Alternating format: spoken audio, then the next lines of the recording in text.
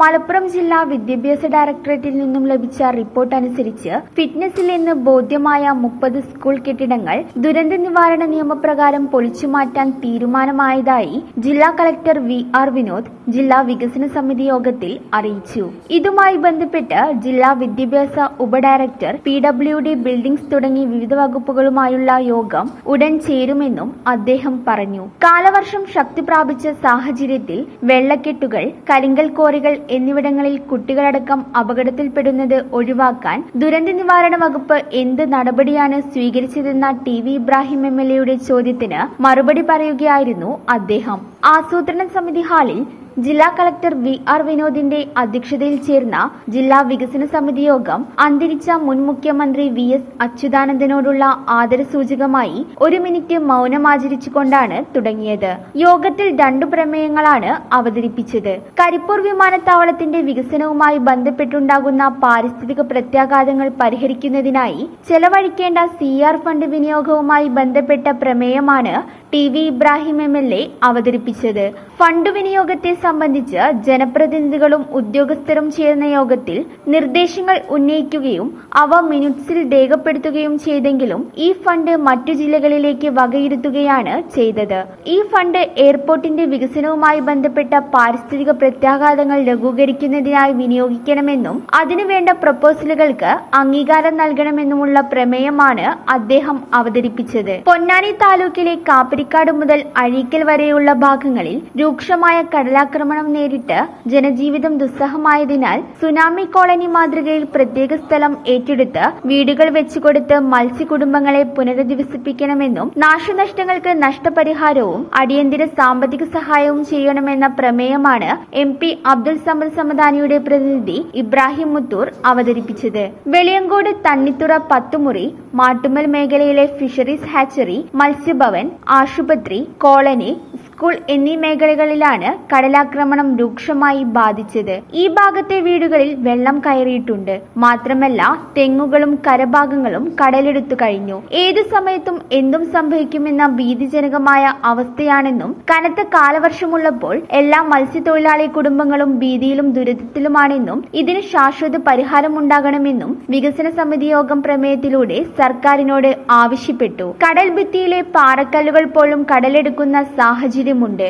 മത്സ്യത്തൊഴിലാളി കുടുംബങ്ങൾക്ക് ശാശ്വതമായ പുനരധിവാസവും ആവശ്യമാണ്. പുനർഗേഹം പദ്ധതിയിൽ സ്ഥലവും വീടും 10 ലക്ഷം രൂപയ്ക്ക് ഇന്നത്തെ കാലത്ത് ലഭ്യമാകുക എന്നത് നിർമ്മാണ സാമഗ്രികളുടെ വില കാരണം പ്രായോഗികമല്ല. കരിപ്പൂർ എയർപോർട്ട് വികസനത്തിന്റെ പാരിസ്ഥിതിക പ്രത്യാഘാതങ്ങൾ ലഘൂകരിക്കുന്നതിനായി വിനിയോഗിക്കേണ്ട CR ഫണ്ട് ജില്ലയ്ക്ക് പുറത്ത് അനുവദിച്ചു കിട്ടിയ വിഷയം അടിയന്തര യോഗം ചേർന്ന് എയർപോർട്ട് അതോറിറ്റിയുടെ ശ്രദ്ധയിൽ കൊണ്ടുവരുമെന്ന് ജില്ലാ കളക്ടർ അറിയിച്ചു. ഫണ്ട് വിനിയോഗവുമായി ബന്ധപ്പെട്ട് TV ഇബ്രാഹിം MLA ഉയർത്തിയ ചോദ്യത്തിന് മറുപടിയായാണ് ജില്ലാ കളക്ടർ ഇങ്ങനെ പറഞ്ഞത്. ജില്ലയിൽ കോവിഡ് കാലത്തോടനുബന്ധിച്ച് MLA-മാരുടെ ആസ്തി വികസന ഫണ്ടിൽ നിന്നും 4 കോടി രൂപ വീതം ഉപയോഗിച്ച് ഓരോ മണ്ഡലത്തിലും 2 സ്ഥലത്ത് ഐസൊലേഷൻ വാർഡുകൾ ഉണ്ടാക്കുന്ന പദ്ധതിയിൽ 7 ഇടങ്ങളിൽ നിർമ്മാണം പൂർത്തിയായതായി ജില്ലാ മെഡിക്കൽ ഓഫീസർ അറിയിച്ചു. കെട്ടിട നിർമ്മാണം പൂർത്തിയായെങ്കിലും വൈദ്യുതി, വെള്ളം എന്നിവ ഇനിയും ലഭ്യമാകാനുണ്ട്. 5 ഇടങ്ങളിൽ തുടങ്ങാൻ സാധിച്ചിട്ടില്ലെന്നും DMO പറഞ്ഞു. ബാക്കിയുള്ളവയുടെ നിർമ്മാണം പുരോഗമിക്കുകയാണ്. പദ്ധതിയുടെ പുരോഗതി വിലയിരുത്താൻ ഓഗസ്റ്റ് 2ാം വാരം അടിയന്തര യോഗം ചേരുമെന്ന് ജില്ലാ കളക്ടർ അറിയിച്ചു. ജില്ലയിൽ പകർച്ചപ്പനിയും ഡെങ്കിപ്പനിയും പടരുന്ന സാഹചര്യമുണ്ടെന്നും പ്രതിരോധ സംവിധാനങ്ങൾ ശക്തമാക്കിയതിലൂടെ മരണനിരക്ക് കുറച്ചുകൊണ്ടുവരാൻ കഴിഞ്ഞതായും DMO യോഗത്തിൽ അറിയിച്ചു. മഞ്ഞപ്പിത്ത രോഗബാധ തടയുന്നതിന്റെ ഭാഗമായി ചടങ്ങുകളിൽ വെൽക്കം ഡ്രിങ്കുകൾ ഒഴിവാക്കാൻ കാറ്ററിംഗ് സർവീസുകാർക്ക് നിർദ്ദേശം നൽകുമെന്ന് ജില്ലാ കളക്ടർ അറിയിച്ചു.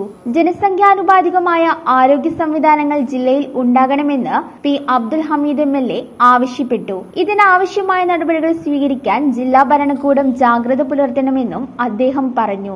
മഞ്ചേരി മെഡിക്കൽ കോളേജിൽ മതിയായ സൗകര്യങ്ങളില്ലാത്തതിനാൽ രോഗികളെ കോഴിക്കോട് മെഡിക്കൽ കോളേജിലേക്ക് കൊണ്ടുപോകേണ്ട അവസ്ഥയാണെന്നും അവിടെയും സൗകര്യങ്ങളുടെ അപര്യാപ്തതയുണ്ടെന്നും അദ്ദേഹം പറഞ്ഞു. മഞ്ചേരി മെഡിക്കൽ കോളേജിൽ വിവിധ ചികിത്സാ വകുപ്പുകൾ ആരംഭിക്കാൻ പ്രപ്പോസൽ നൽകിയിട്ടുണ്ട് സാധ്യതയുണ്ടെന്ന് DMO യോഗത്തിൽ അറിയിച്ചു.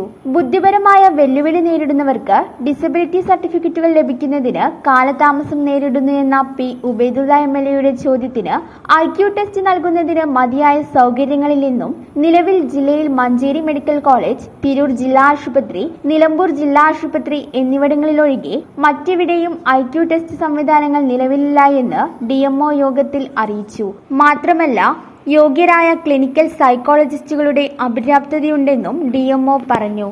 ജില്ലയിൽ വൈദ്യുതി അപകടങ്ങൾ കുറയ്ക്കുന്നതിനായി ജൂലൈ 29-ന് തെരഞ്ഞെടുക്കപ്പെട്ട പ്രതിനിധികളുടെ യോഗം ചേരുമെന്നും സ്കൂൾ പരിസരത്തും മറ്റും പൊട്ടിവീണ ഇലക്ട്രിക് ലൈനുകളും മറ്റും ഉണ്ടോ എന്ന് പരിശോധന നടത്തി സുരക്ഷാ ക്രമീകരണങ്ങൾ ഉറപ്പുവരുത്തുമെന്നും KCB ചീഫ് എഞ്ചിനീയർ അറിയിച്ചു. ജില്ലയിലെ വൈദ്യുതി ക്ഷാമത്തിന് പരിഹാരം എന്ന രീതിയിൽ അവതരിപ്പിക്കപ്പെട്ട മലപ്പുറം പാക്കേജ് റീടെൻഡർ നടപടികളിലാണെന്നും ഓഗസ്റ്റ് 2ാം വാരം യോഗം ചേർന്ന് ഇതിന്റെ പുരോഗതി വിലയിരുത്തുമെന്നും ജില്ലാ കളക്ടർ അറിയിച്ചു. ജില്ലയിലെ റോഡുകളിലെ കുഴിയിൽ വീണ് 2 മരണങ്ങൾ റിപ്പോർട്ട് ചെയ്ത സാഹചര്യത്തിൽ റോഡിലെ കുഴികളടക്കാൻ അടിയന്തര നടപടികൾ സ്വീകരിക്കണമെന്ന് കുറുക്കോളി മൊയ്തീൻ MLA ആവശ്യപ്പെട്ടു. മലപ്പുറം ജില്ലയിലെ പ്രധാന ടൂറിസ്റ്റ് കേന്ദ്രമായ മിനി ഊട്ടിയിലേക്കുള്ള റോഡ് അപകടാവസ്ഥയിലാണെന്നും അത് പരിഹരിക്കാൻ ഉടൻ നടപടി വേണമെന്നും P. ഉബൈദുള്ള MLA ആവശ്യപ്പെട്ടു. 2019 പ്രളയത്തിൽ തകർന്ന കോട്ടക്കുന്ന് റോഡ് നിർമ്മാണത്തിന്റെ പുരോഗതിയെക്കുറിച്ചറിയാൻ ഓഗസ്റ്റ് 2ാം വാരം മീറ്റിംഗ് യോഗം ചേരുമെന്ന് ജില്ലാ കളക്ടർ അറിയിച്ചു. കൊണ്ടോട്ടി റോഡിൽ ബൈപ്പാസിന്റെ റോഡിന്റെ താൽക്കാലിക റെക്ടിഫിക്കേഷൻ ജോലികൾ പൂർത്തീകരിച്ചിട്ടുണ്ടെന്നും മഴ മാറിയതിനു ശേഷം പാച്ച് പ്രവർത്തികൾ ആരംഭിക്കുമെന്നും റോഡ് പുനരുദ്ധാരണത്തിനായി 8.5 കോടി രൂപയുടെ estimate national highway authority of ഇന്ത്യക്ക് സമർപ്പിച്ചിട്ടുണ്ടെന്നും പൊതുമരാമത്ത് വകുപ്പ് എക്സിക്യൂട്ടീവ് എഞ്ചിനീയർ ദേശീയപാത വിഭാഗം അറിയിച്ചു. റോഡ് നിർമ്മാണ പ്രവൃത്തിയുടെ പുരോഗതി സംബന്ധിച്ച TV ഇബ്രാഹിം MLAയുടെ ചോദ്യത്തിന് മറുപടി പറയുകയായിരുന്നു അദ്ദേഹം. കൊണ്ടോട്ടി മണ്ഡലത്തിലെ ചീക്കോട് പഞ്ചായത്തിലെ CHCക്ക് വേണ്ടി പുതുതായി നിർമ്മിക്കുന്ന കെട്ടിടത്തിന് സൈറ്റ് ഒരുക്കുന്നതിനായി നീക്കം ചെയ്യുന്ന മണ്ണ് എയർപോർട്ട് അതോറിറ്റിക്ക് നൽകാൻ നടപടി സ്വീകരിച്ചതായി ജില്ലാ കളക്ടർ അറിയിച്ചു. ഇതിന്റെ നടപടികൾ സ്വീകരിക്കാൻ തദ്ദേശ സ്വയംഭരണ വിഭാഗം ജോയിന്റ് ഡയറക്ടറെ ചുമതലപ്പെടുത്തി. പരപ്പനങ്ങാടി മുനിസിപ്പാലിറ്റിയിൽ കീരനെല്ലൂർ ഭാഗത്ത് മുനിസിപ്പാലിറ്റി മുഖേന നടപ്പിലാക്കുന്ന ടൂറിസം പദ്ധതിക്ക് പ്രപ്പോസൽ ലഭ്യമാകുന്ന മുറയ്ക്ക് അനുമതി ലഭ്യമാകുമെന്ന് ടൂറിസം ഡെപ്യൂട്ടി ഡയറക്ടർ അറിയിച്ചു.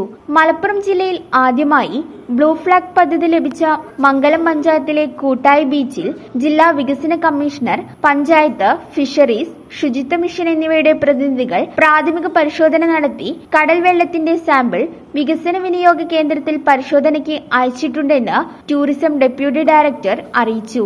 മാത്രമല്ല, EMS square park, Pandalur Bhagavathi ക്ഷേത്രത്തിന്റെ വികസനം എന്നിങ്ങനെയുള്ള പദ്ധതികളും ഭരണാനുമതിക്കായി ടൂറിസം ഡയറക്ടറേറ്റിൽ സമർപ്പിച്ചിട്ടുണ്ട്. കോട്ടക്കൽ ഇന്ത്യൻ ഊർജി ചാപ്പനങ്ങാടി റോഡിൽ കാവതിഗുണം ഭാഗത്ത് വെള്ളക്കെട്ട് പരിഹരിക്കുന്നതിന് 35 ലക്ഷം രൂപയുടെയും 40 ലക്ഷം രൂപയുടെയും 2 ഭരണാനുമതികൾ ലഭിച്ചെങ്കിലും പ്രവൃത്തിയിൽ നിന്നും കോൺട്രാക്ടറെ ടെർമിനേറ്റ് ചെയ്തതിനാൽ ഭരണാനുമതിയുടെ കാര്യത്തിൽ വ്യക്തതയില്ലാത്തതിനാൽ 2 ഭരണാനുമതിയും ഒന്നാക്കി മാറ്റി അനുമതി ലഭിക്കുന്നതിനായി സർക്കാരിലേക്ക് കത്ത് നൽകിയിട്ടുണ്ടെന്ന് പൊതുമരാമത്ത് വകുപ്പ് റോഡ് വിഭാഗം എക്സിക്യൂട്ടീവ് എഞ്ചിനീയർ അറിയിച്ചു. പ്രൊഫസർ ആബിദ് ഹുസൈൻ തങ്ങളുടെ ചോദ്യത്തിന് മറുപടിയായാണ് ഇങ്ങനെ പറഞ്ഞത്. വികസന സമിതി യോഗത്തിൽ MLAമാരായ TV Ibrahim, Kurukkoli Moideen, P. Abdul Hameed, professor Abid Hussain Thangal, P. Ubaidullah, MP Abdul Samad സമദാനിയുടെ പ്രതിനിധി, KPA മജീദ് MLAയുടെ പ്രതിനിധി, ADM NM മെഹ്റലി, വിവിധ ഉദ്യോഗസ്ഥർ തുടങ്ങിയവർ പങ്കെടുത്തു. ഈ ചാനൽ ന്യൂസ്, മലപ്പുറം. നടക്കാവിൽ hospital academy of paramedical sciences, നടക്കാവിൽ hospital building, Valanchery, Malappuram. Phone number 04942084 010 7034 07 1111.